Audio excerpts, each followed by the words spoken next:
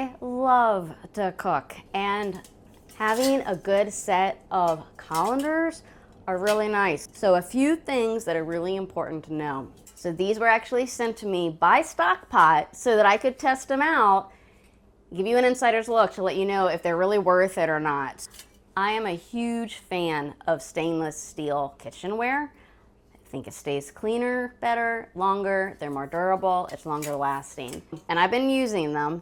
So my first impressions when I took it right out of the box was that, hey, these are actually really nice. These are not thin, cheap, silly looking colanders. The construction is really nice. There's no sharp edges, which is really important. It also has each of the sizes have feet on the bottom, so it doesn't have to sit directly on the bottom of your sink. However, the feet, they're not incredibly large, so if you're concerned about that, I would still clean your sink.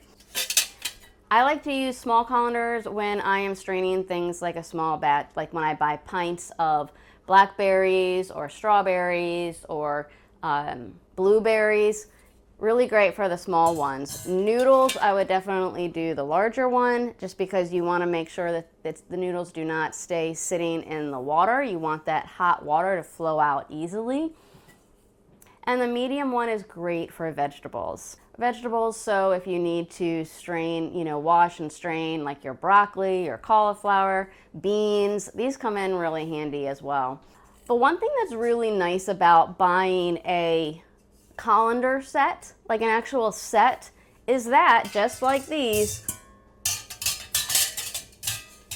they're made to sit in each other, which means they store really, really nice. So these are nice. So even though it is nice quality stainless steel, they are not heavy, they are not cumbersome. I don't have an issue with them.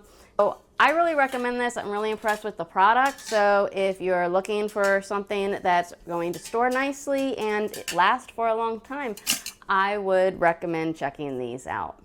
Thanks so much for watching, and I hope you found this video helpful.